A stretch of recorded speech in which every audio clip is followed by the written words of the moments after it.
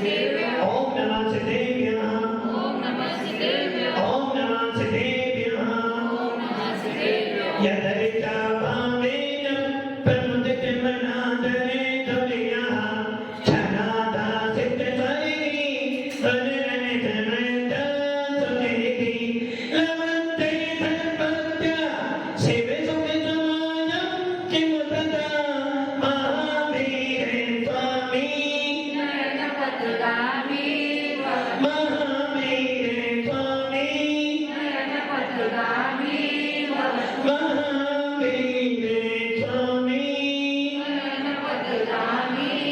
भगवानंदनितं ज्ञानदर्शननायकं चारित्राणगम्भीरं मोक्षमार्गोपदेशिका पंचप्रविधि भगवान की एकनाथनाथ भगवान की एकनाथनाथ भगवान की अंतिम सत्संग से भगवान महावीर स्वामी की ओम तेज बाहुबली भगवान की आचार्य श्री कुंद भगवान की आचार्य श्री निवन सरस्वती महाराज की आचार्य सुदेव सरस्वती सरस्वती महाराज की कई कामनो करो मणि राजो की दातान श्रीमणि बाबा की जबले परम पूज्य ज्ञान योगी देवल तपस्वी राज संत आदि सन्मति गुरुवर आचार्य गुरुदेव श्री सुंदर सागर जी गुरुदेव की समस्त आचार्य संत की जय करा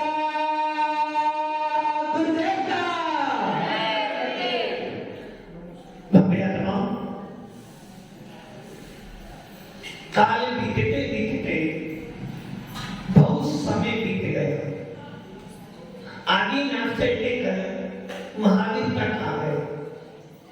सुनते थे कि कभी आदिनाथ भगवान केवल ज्ञान को प्राप्त हुए थे और आज सुनते हैं कि हम भगवान महावीर के दिव्य देशना को सुनकर अपनी आत्मा का कल्याण कर रहे हैं। 24 तीर्थंकर मोक्ष को चले गए। अनेकों अनेक साधु संत केवल ज्ञान को प्राप्त कर मोक्ष में चले गए। उनके बाद अनेकों अनेक आचार्य हुए जिन्होंने हम लोगों के लिए गिरवाणी का लेखन किया और उसके बाद आज भी पंचम काल में जहां पर की पद पद पद पल पल पल विषय कसायों की चर्चा सुनने में आती है। कहीं भी चले जाओ इस विषय भोगों ने अपने पूरे विश्व के अंदर अपना राज्य फैला रखा है। फिर भी इस कलिकाल के अंदर भी हमें इन भेद विज्ञानी आगम के ज्ञाता तपोनिधियों की देशना सुनने को मिलती है। जिस जिन वाणी को सुनकर जिस गीतना देशना को सुनकर थोड़ा बहुत हम अपनी आत्मा का कल्याण का उत्साह करते हैं। भव्य आत्मा खुद को स्वामी ने मात्र 11 वर्ष की उम्र में मुनि बन गए। उस 11 साल की उम्र में मुनि बनने का मतलब है कि 11 साल उस बच्चे को उस 11 साल की जीव को अब एक टाइम ही आहार करना है, वो भी दिन में खाना है और वो भी 40 दोष और 32 मंत्राएं करना। उस 11 साल के महामुनि को 2 टाइम प्रतिक्रमण करना पड़ेगा, 3 बार समाई करनी ही है, 4 बार जिनवाणी का रसा स्वाद करना है। निर्मल जी 4 बार स्वाध्याय करना ही करना है और पूरे 4 महीने में अधिक से अधिक 4 महीने में एक बार तो खेत रोज करना ही है। 2 महीने में नहीं कर सकते हो, 3 महीने में नहीं कर सकते हो, किंतु 4 महीने में तो करना ही करना है। आपको अवसर दिया 2 महीने में कर लो, उत्तम कराओगे, 3 महीने में करोगे, मध्यम कराओगे, किंतु 4 महीने में तो करना ही पड़ेगा। जिस प्रकार जब कभी सफर करने जाते एरोप्लेन से या रेलवे, तो स्टेशन पे 2 बार अनाउंस होता है, यात्री सावधान हो जाए, फलाना फलाना ट्रेन स्टेशन से छूटने वाली। और तीसरी बार तो सीटी बन जाती है, बैठ जाए तो बढ़िया, नहीं तो ट्रेन को वैसे ही केसरों के बारे में आपको 2 महीने में कर लो, अच्छा रहेगा। और तब कराओ, चलो 2 महीने में नहीं कर पाए 3 महीने में कर लो, किंतु 4 महीने में तो करना ही पड़ेगा। और उसके बाद भी अशोक जी केसरों को करना पड़ेगा, किंतु साथ ही साथ में उपवास भी।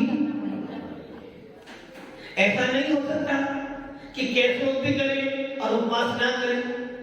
क्यों भाई? केसरों कर रहे हैं ना, आपने कहा कि 28 दिन तो पालन करने हैं ना, तो केसरों कर लिया, उपवास ना करें। किंतु उपवास भगवान की केसरों से किया जाता है, मतलब कि उस 11 साल के महामुनि, अब आप सोच लो 11 साल का बच्चा यदि घर में हो और वो उपवास करे, तो उसके माता पिता दादा दादी क्या करेंगे? निर्मल जी, यदि आपका पोता कितने साल का है? पोती हो जाएगा, हो जाएगा। मान लो यदि आप 11 साल के हो और आपका उपवास है, तो घर वाले क्या करेंगे? धूमधाम से पहले मंदिर लाएंगे कि मेरे बेटे ने उपवास किया है। और जिस दिन उपवास किया होगा वो दिन सब घर के लोग तुम्हें बार-बार पूछते रहेंगे। और जिस दिन आपका पालना होगा उस दिन तो जो तुम्हें पसंद है वो सारी वस्तुएं। अब कौन साथी ने 11 साल की उम्र में केसरों से किया, उपवास से भी क्या, बोलो उनको क्या क्या मिला होगा? उनको क्या क्या मिला होगा? उनको क्या मिला होगा? जो जो पसंद है वो कुछ भी नहीं मिला होगा। पानी भी उपवास के बाद कौन सा पानी पियोगे? गर्मी का मौसम है तो खोल और वहां तो गर्मी हो, सर्दी हो, बरसात हो, कितना ही टेम्परेचर हो, पानी गर्म ही। और उसके बाद भी यदि आपने पानी दिया और पानी के बाद आपने लड्डू दे भी दिया और पहले ही लड्डू के अंदर ही बाल चमकी हमें, तो लड्डू तो गया, पानी भी गया। तो सोच लो आप 11 साल के मुनि ने सारी चर्या पालन की होगी, और आज के मुनि भी यही चर्या पालन करते हैं। और आज के मुनि नहीं, चतुर्थ काल के मुनियों ने भी यही चर्या पालन की होगी। और चतुर्थ काल के मुनियों ने नहीं, आदिनाथ से लेकर महावीर तक और बाहुबली से लेकर सुधर्म स्वामी से लेकर जम्मू स्वामी तक, जो जो भी मुनि बनेगा, जो जो भी महाव्रती बनेगा, उसको ये सारी क्रिया पालन अंतराय हो जाए और विहार करना हो तो पैदल ही चलना है। मई जून का महीना हो और अंतराय हो जाए, आप क्या करोगे? महाराज जी पैदल तो सभी चलना पड़ेगा, चलना पड़ेगा, मजबूरी है और चलना है, उत्साह है। मंदिर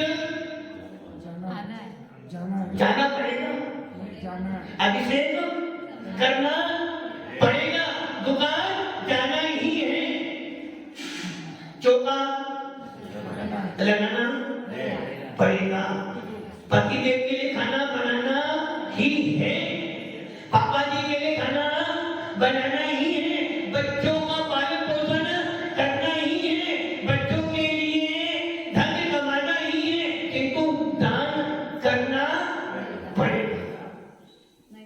क्या करना पड़ेगा? दान करना पड़ेगा। बच्चों का पालन पोषण करना ही है, मेरी जिम्मेदारी है। निर्मल जी जिम्मेदारी है, बच्चों का पालन पोषण करना ही है, किंतु दान करना एक ध्यान रखना, जितना जरूरी परिवार का पालन पोषण करना है उससे भी कई गुना धर्म का पालन करना है। परिवार का पालन पोषण करने के लिए जैन कुल नहीं मिला है।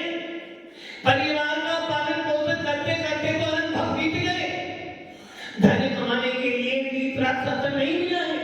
वीतराग शासन मिला है आत्मा का कल्याण करने के लिए। वीतराग शासन मिला है धर्म करने के लिए। वीतराग शासन मिला है देव साधु की सेवा करने के लिए। और मिला कि क्या बोल रही हो? सत्य आवश्यक कौन से करने को? मुनियों के पालन करो तो माने महाराज जी मुनि तो करेंगे किंतु अभी थोड़ा महाराज जी बाद में बनेंगे। अभी थोड़ी जिम्मेदारियां हैं। किसकी जिम्मेदारी? किसकी जिम्मेदारी? हाँ माता श्री किसकी जिम्मेदारी? जाएगा जब यहाँ से कोई न साथ देगा। जाएगा जब यहाँ से कोई न साथ देगा।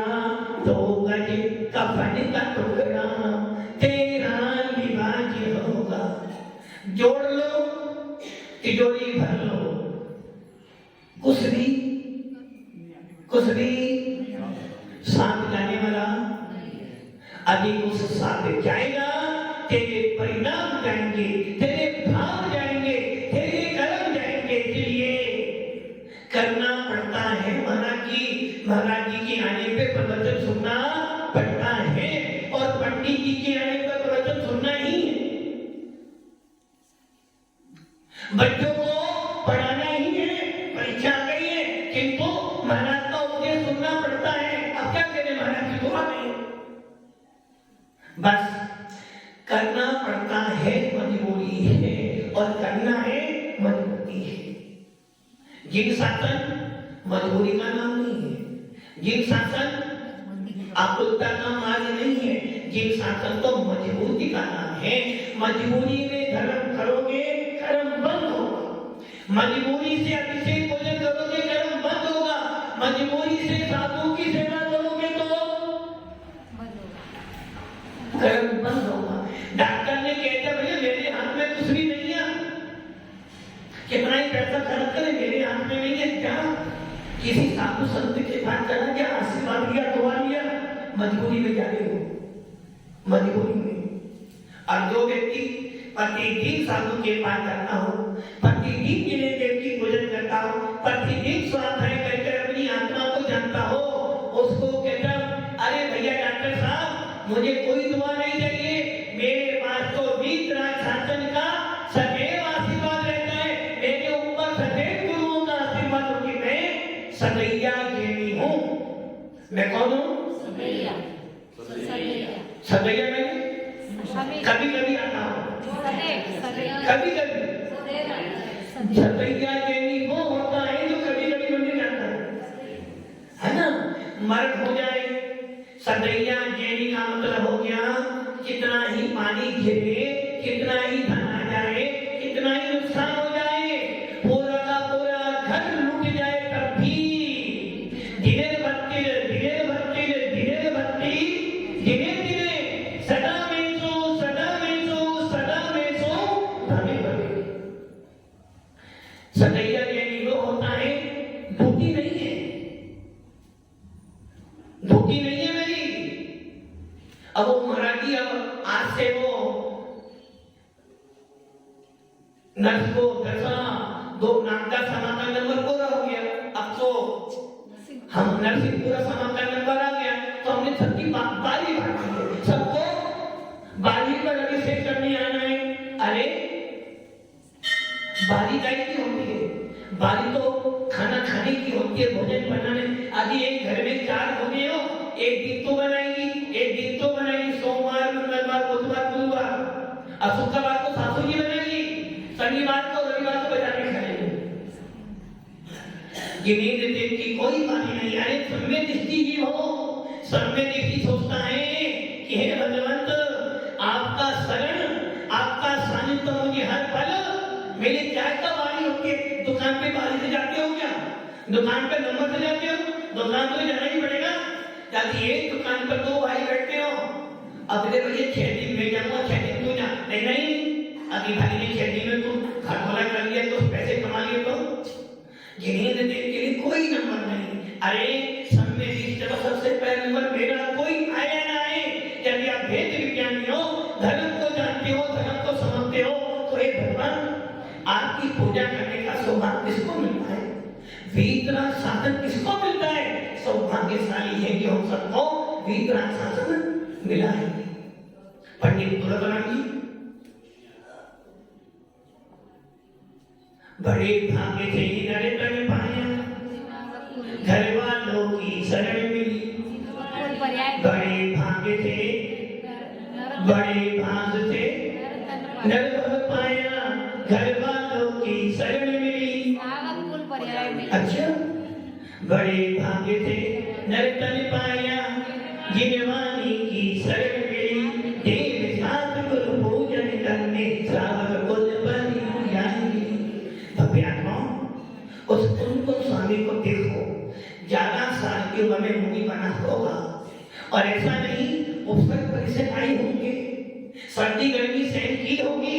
और आज के मुनि भी, अब आप ये विचार कर लो, गर्मी के मौसम हो या सर्दी का मौसम हो, सर्दी के मौसम में चलो एक बार खाकर शरीर चल जाएगा, किंतु सर्दी के मौसम में भी जब शीत लहर चलती है तो मुनिराजों को किसी भी प्रकार के वस्त्रों की याद।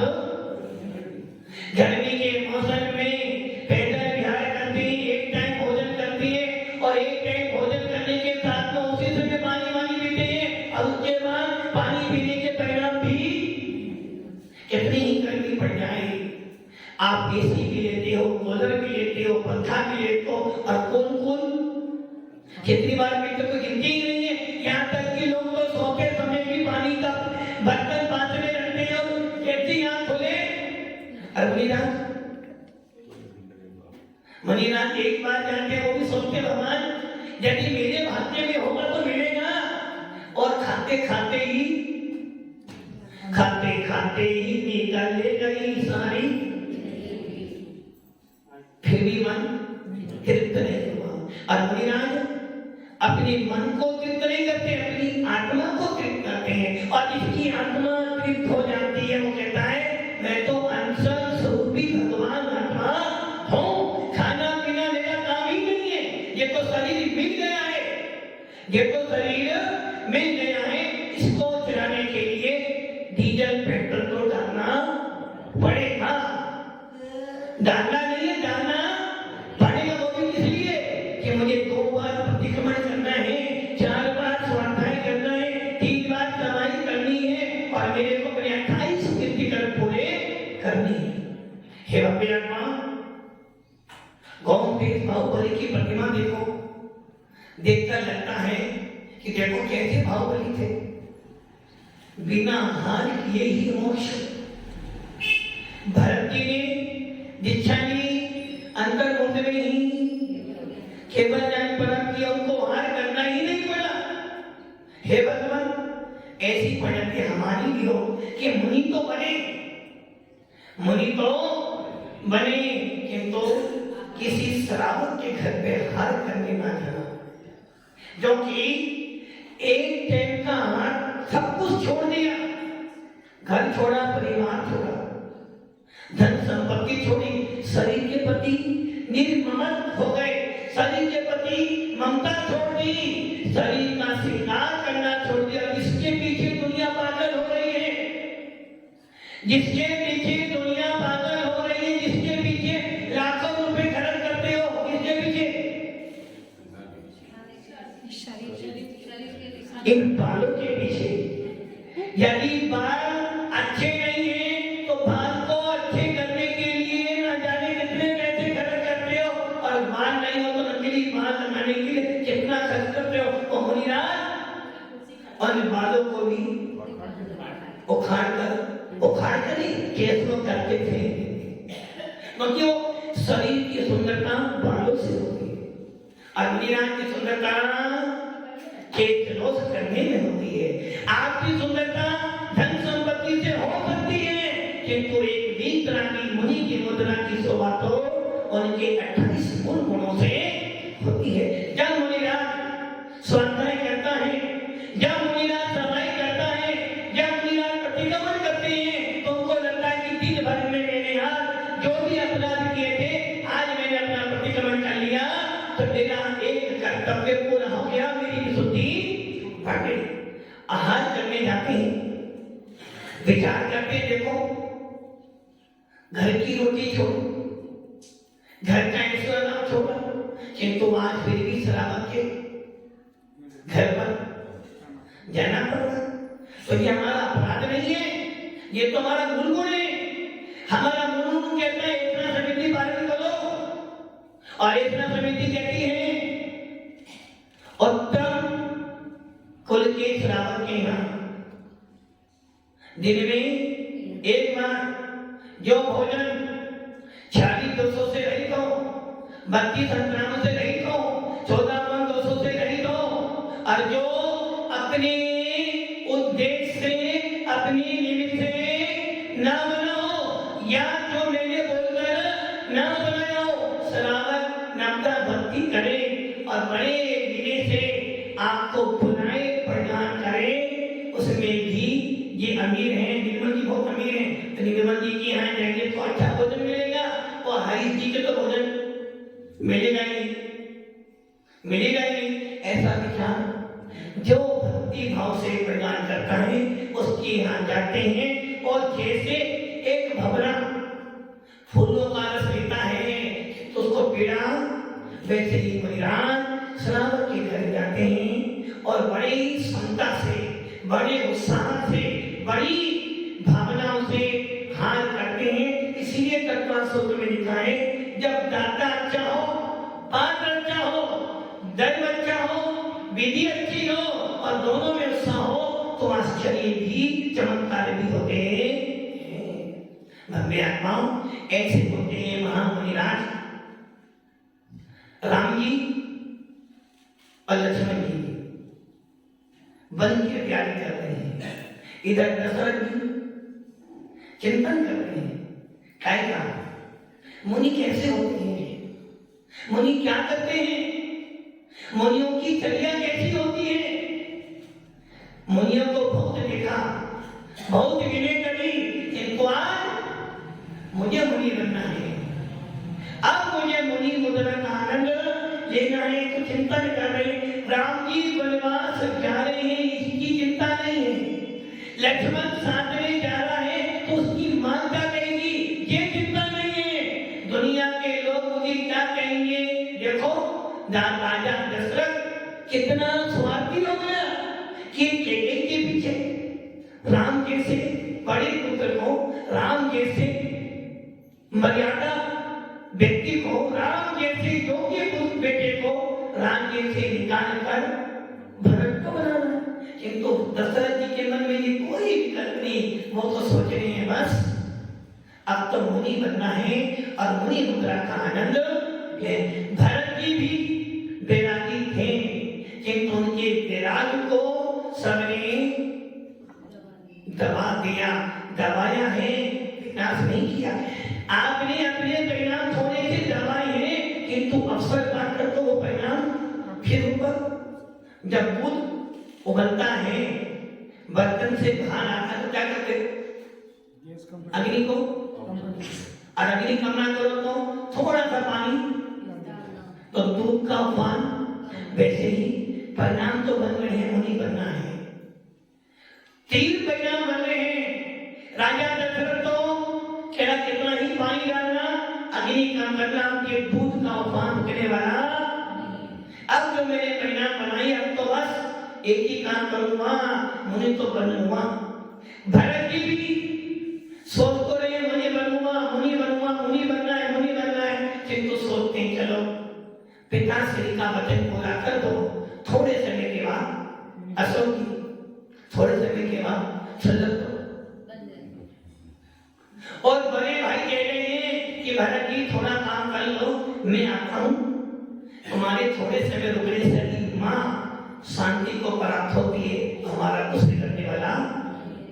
और राम की जैसे ही वन की ओर निहार करते हैं, जैसे ही राजमहल से बाहर निकलते हैं, पूरी प्रजा, अयोध्या के पूरे नगरवासी अपनी दोनों आंखों से आंसू बहा रहे थे और सबके सब कहते हैं हम राजा राम को जाने नहीं देंगे। दशरथ जी भले कुछ गए किंतु हमारा राम राजा तो राम ही होगा।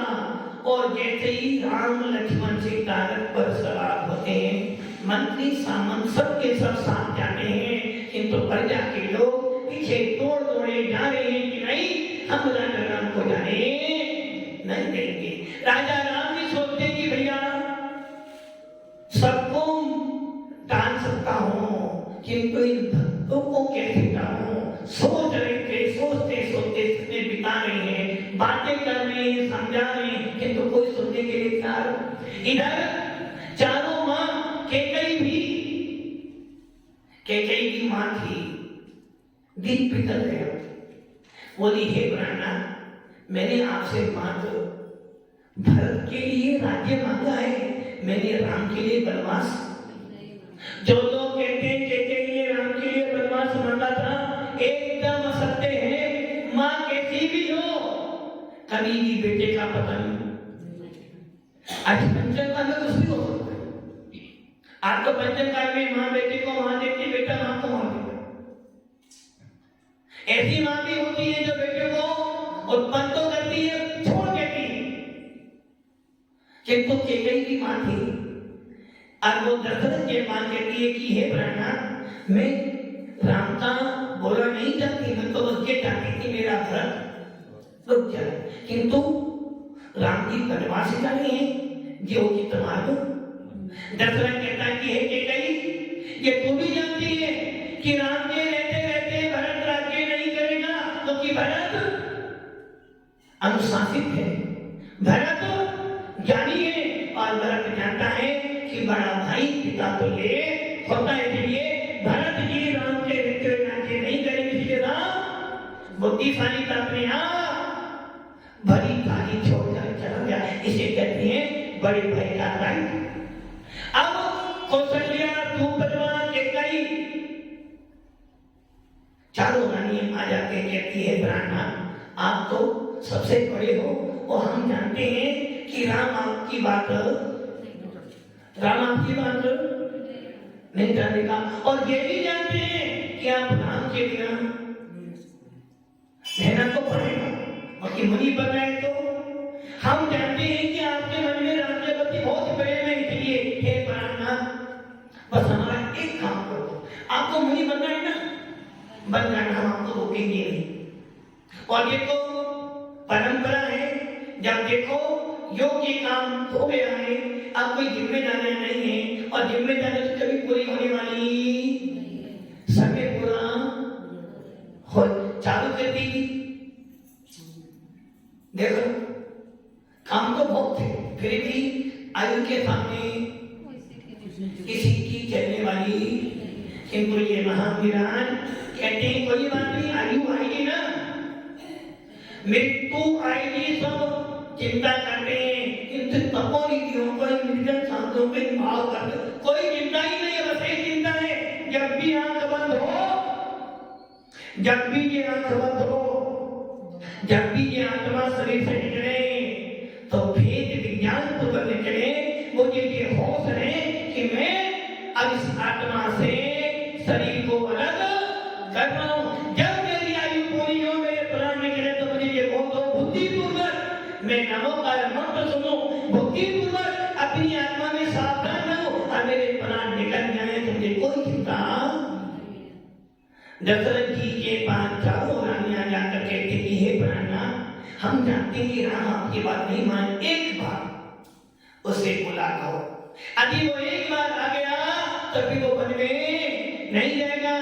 दशरथ जी सुनते हो, कहते हैं रानियों, तुम उनकी माँ हो, तुमने उत्पन्न किया है, मैं तो अब इस राज्य का स्वामी, मैं तो संकल्प कर चुका हूं अभी से कि मैंने तो सारे सामर्थ्य त्याग कर दिए, ना मुझे राज्य से मतलब, ना मुझे रानियों से मतलब, ना पुत्रों से मतलब और ना ही पुत्र पुत्रों से। मैं तो मात्र एकाकी हूँ, मैं तो अकेला आया हूँ, अकेला जाऊंगा। इसलिए मैं तो सारे अधिकार भरत को दे चुका हूँ। अब तुम जाओ और वापस ले आओ। मैं तो किसी को दुखी नहीं देख सकता, ना भरत को ना राम को। संसार का किसी भी जीव को मैं दुखी नहीं देखता, ना मेरा किसी से बैर है और ना मैं किसी को बैर में मानता हूँ।